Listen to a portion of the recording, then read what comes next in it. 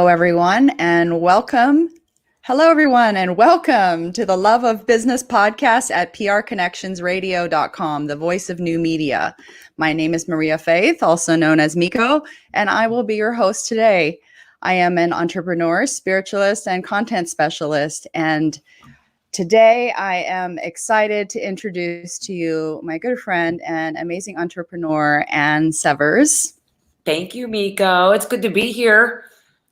Oh, it's great to have you. We have had so many conversations about business, so this is really a full circle type of thing, isn't it? It is. It is.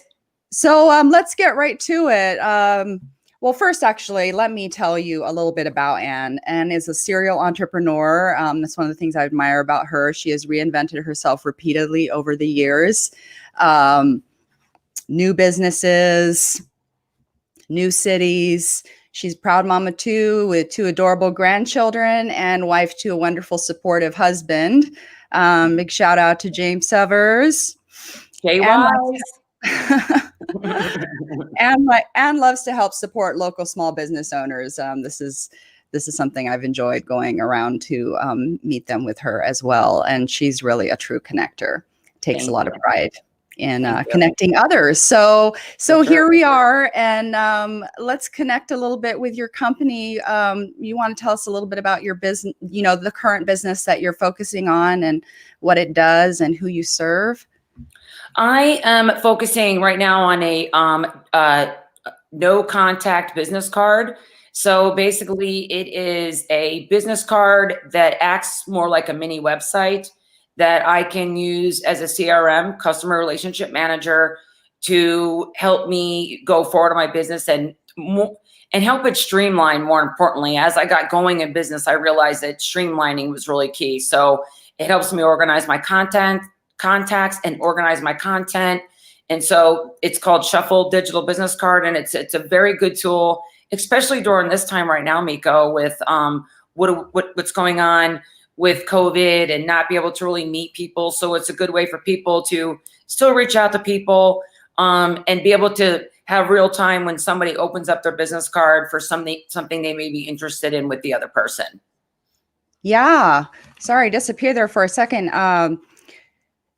Those two keywords, the no contact business card, I feel like that's so relevant, and just another example of how you've, you have the right product for the right time. Right now, when people are needing to reinvent themselves, needing to reinvent how they market, how they connect with others. And you've got this awesome no contact business card. So one more thing before we go on to that too is the thing a lot of companies have like a CRM in their business, but as an entrepreneur, we are the ones out there making the connections with people. So even if your company does have their own CRM, I highly suggest you keep your own CRM, just for the fact that if you ever decide to move, you still have those connections and those contacts in your within your reach. And that's really about relationships too, because that's part of the love of business is the business owners who are really how do you show love to your customers? And one of those things, or your clients or your people, whatever terminology you use, those are your people. And so to stay connected with them, sure, and make sure they're okay and that they have what they need, and that spirit of willingness to serve, I think that's really that's really awesome part of having a CRM. Yeah. And so tell me, since it's the love of business, what do you love, of the many things, what do you love like the most about your business? It sounds so cliche, but it's helping people. I mean, I've seen so many people out there struggling, out there in business, not knowing what to do, where to go. They see all these people doing amazing things on social media, and some of those things can be very expensive. So it's a good way for, I love it for helping people. And I love it that it's a very low cost tool to get the very beginner entrepreneur going into their journey. Mm-hmm. And at the same time, kind of help streamline, because as we get going with our business, then we realized, well, I need to figure out a way to organize. And we all know, as you get going, I mean, think about all of us that have emails that we wish we would have grouped or organized a long time ago, So I love it for to help the people, and also more importantly, to help the people streamline their business. That's awesome, because streamlining just equals more time to do the things that you love and less time to do the things that you don't. Absolutely. So that's huge. And consistency, though, it's being consistent too, I think, with the streamlining, Yeah, well, streamlining allows you to be consistent, being organized, and then you can focus on the high impact parts of the business. So I guess, one of my questions was going to be, how does your business show your clients, prospects, and others love? And if you have something, you want to share on that, in addition to, the following up and staying connected with your people. Yeah, I'm really good about sending cards. They have been a really good tool during this time. And I'm a big believer in doing that. Get back to the old school. My grandparents sent us cards all the time, and the other day I checked the mail and I was like, I remember those days. It makes me think of my grandparents every once in a while when I check the mail to remember, my birthday's coming. So like right around now, my grandparents would have started mailing the cards, and they didn't live by us. They lived in another state when I was a child. So just getting those little cards in the mail, were just so heartwarming, and the little messages inside. And then, then when they passed away, my grandparents kept all the cards that all of us children had ever sent them. So I have all them back now. So that was a really special thing to have, is just to go through those memories from those cards. You're really great about that, to, to keep track of people's special events and then send them a card, oftentimes with like photos and stuff. That is a great way to show love. Well, what they say, people don't remember what you say, but they always remember how you make them feel. So I believe that cards come to the door on the day that they're most needed most. So that's why I send them. And I just did a whole bunch of them yesterday, as a matter of fact. Some of these great photos that are being posted right now, because a lot of people are traveling a little bit because they're, getting, trying to get out of the madness and go on vacation and see a little bit more of the country. So there's been some, like your parents, for example, like that's a card. I mean, my goodness, Yes. All those memorable moments. Yes. So I have to capture them. And, we have to, like, I just made my son a card the other day because he is in full-time school. His school chose to go full-time. And I just made him a card the other day, and I just, as a memory, saying, this will be a school year you will never forget. That's for sure. Yeah. That's for sure. It's definitely not business as usual. No. Not these days. No. So I want to ask about how you maintain the love you have for your business. And then I want to branch off from that into, reinvention, because having the love, you can have a love for a specific business, but it's that love for business overall that I think empowers or encourages that reinvention. So I wanted to let you know that, so that you can go deeper into it if you want. But how do you maintain the love you have for your businesses over the years, over the ups and downs? And well, in the beginning, I think that's one of the hardest things, I think, at the beginning. That's why I think that you really have to figure out what you love to do, and practice what you preach. And once you find something you really love, then you just go and keep on running. Fear is a really scary thing. So a lot of it's fear, I think, for people, but just have faith and just keep going. It takes baby steps sometimes. Some of us maybe go a little faster than others. Some may go a little slower than others. So I stick to my core values is what I do. So I basically, I have my core values, and then I have to make sure that whatever business I'm doing aligns with those core values. Because if you lose your core values along the way, I do believe your business does have a potential to fail. So I like to align myself with businesses that have a strong mission and with strong core values, and that always stick to those core values, which who I'm with now and what I do, they have all very strong core values, and it stays very even that way. So that's a good thing. Mhm.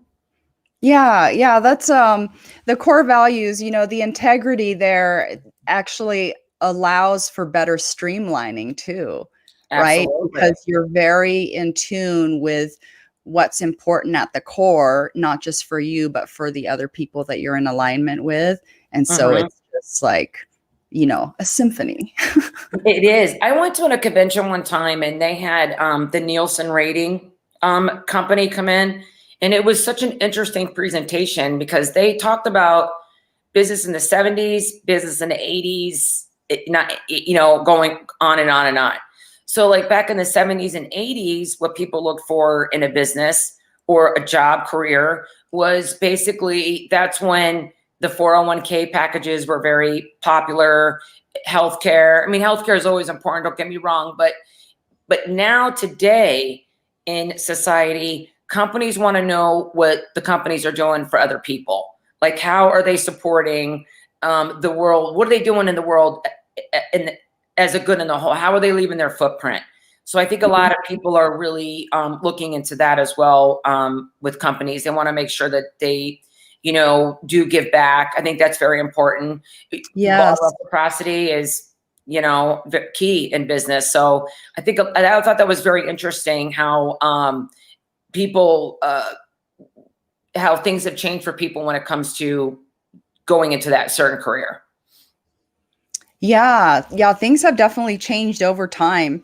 And I think that that's a really good thing to keep in mind as we go through these times of change is Mm-hmm. to, you know, realize that we've come a long ways and we're in a new spot now, which Yeah. means that not only do we have these new challenges that are very obvious, but we also have these new opportunities Yes. to move with the times and to deepen our love for business Yeah. by really reevaluating our core values, and choosing what we love, not just settling for something because it makes sense or because everybody will be okay with it. Or just because it pays the rent. Yeah. But I get that too. I mean, I get that too. It's It's just, it's you got to do what yeah. you got to do, right? Yeah. But one thing, if you really love your business, I feel like there are times when it's work, but it's more flow. Sure. Well, and it's got to come from here, Yeah. Yeah. definitely has to come from there. Yeah. Exactly. So, just a few minutes on reinvention, because I know you've had, you're a serial entrepreneur. What was your very first business? You know, that's funny that you asked that. Do you know that was in a I did Pampered Chef like 20 years ago. Like Okay. sold it. And I love doing it. And when I moved to Vegas, I started doing really well on Pampered Chef, and I legit did not know the whole time that that was my own business. I did not know. Like it did not register with me. I didn't even know it was an MLM. I didn't even know. I just loved the product and went in and sold the product, and then moved to Vegas. Then I got into the casino industry for a long time. I love sales. I always have loved sales. So I got into casino industry for a long time, and then I decided I wanted to do something else. I was thinking more about retirement, like how I was going to retire, what I was going to do. So at 35, I enrolled in college and got my bachelor's degree when I was 38. And then I turned around and got my master's degree I graduated when I was 40, but I also had our son at 39. So that was a big reinvention because I went from sales to teaching, education. So was in education for a while. Vegas, we had to move to Arizona for a little while because we were really slow here because of my husband's job. So moved to Arizona, taught there for a couple of years and came back and and I didn't love teaching. Like, I love teaching, but the bureaucracy of it all, I didn't like that part of it. So then after that, I thought, well, I'll get my insurance license. That can't be too hard. So then I got my insurance license and slowly, entered in a little bit of that arena, joined a couple more businesses, and then now full circle, I've come to, I really dug deep about what I want, what would make me happy. I know that I can't be bored, so I was very wary of that. So what can I do that's not boring, that keeps me educated, still keeps the brain firing? So now I feel like I'm in a good space for that. And now redirecting the train just a little bit more, and fine tuning it, which I'm there now. So I'm really excited about my new adventure, but still always sticking to my core values. That is everything to me. It's got to come from that. If it doesn't align with that, then I know it's not the right thing for me. Right, right. And like, can you share like a couple examples of core values that are, that are important to you or important to your business that you stick to, so people can have an idea and start thinking of, maybe that in their life? Integrity is probably my number one thing. Integrity, I'm having businesses do what they're supposed to do when nobody's watching, that's probably in loyalty. I am an East Coaster. So loyalty is like part of our culture back East. So loyalty and integrity, I think, are my two most important core values when it comes to choosing business and choosing partners too, as far as who to do business with. Those are always a good conversation. Any business that I'm with, I like to meet with the owners, and then I make my final decision. Right. That's so important, actually, meeting face to face. We do a lot of digital business, and I know personally that we can connect at a very deep level on the internet, but there's just something about the person to person contact that has to happen at some point for the, for things to get taken to a new level of unity. Well, it's changing all around us. We have to adapt. It's a whole different, culture right now with kids and learning and, technology issues, all those things. It's a lot of workarounds right now. That's for sure. Right. We all have to invent and reinvent in some ways, and some of us have to reinvent in bigger ways, and, relook at our business, our livelihood, our happiness, and see, what's the best combination of things, for each one of us. And so can you share a tip that might help people to bring more love into the reinvention process? Tip to bring more love into the reinvention. Well, again, I would say make sure whatever it is to align with your core values. And, if you get that little pang in your stomach, sometimes that's a good thing and sometimes it's a bad thing. It could be a good thing because you're about to do growth. So that's very exciting. But don't let that get in the way of your instincts telling you maybe this isn't what you should be doing. So just stay true to who you are, because that's what the people want. And you just it has to be from your heart. I'm a firm believer in that. And I took a really good little course yesterday. I think you should always have a plan B too. That's a plan B. That, whether it be doing an event online, you should always have a plan B, because you never know what technology can bring. The technology gods aren't always with us.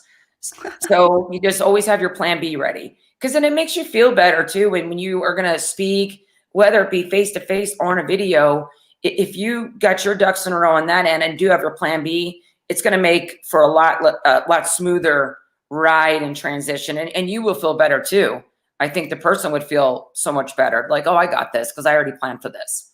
Right, right. And it actually removes some of the, the anticipation or the anxiety around the one plan, because that, if you need to take another course, you're already prepared. Yeah, for sure. I think there's a lot of wisdom in that too, for sure. And We've had so many fun conversations about reinvention and about core values and integrity and what that looks like. And I think Mhm. I think many of us often forget how important streamlining is and transparency to proving the integrity, so that the integrity really is built in to the fabric of the business. Yeah, for sure. And like you're saying, like you really do your due diligence on the integrity, and then loyalty too. Like, loyalty is part of commitment to me. I don't know what you think, but like if you're committed, you're loyal. And if you're not committed, Yeah, obviously yeah, not going to be very loyal. for And sure. then who wants to have that dynamic in the business, Yeah, you yeah. know? Well, commitment. I mean, you got to have commitment. I mean, that's definitely key. Well, if you don't commit, you're probably going to quit. We make some good rhymes, right? Yeah, we do make those, but yeah, you have to commit. It was a big commitment for me to go to college. I was working full time. I had a little girl who played softball at the time, and it was a lot. And I was single during that time when I did it, but I did it because we were committed to softball and the team and ourselves. And it also helped mold her to be an amazing young lady by having somebody that is committed and teaching her. Right. They're always watching, when their parents are doing business and all that. Especially now, the kids are watching a lot, guys. Like, there's a lot going on, so it's up to us Mhm. to really show them the way.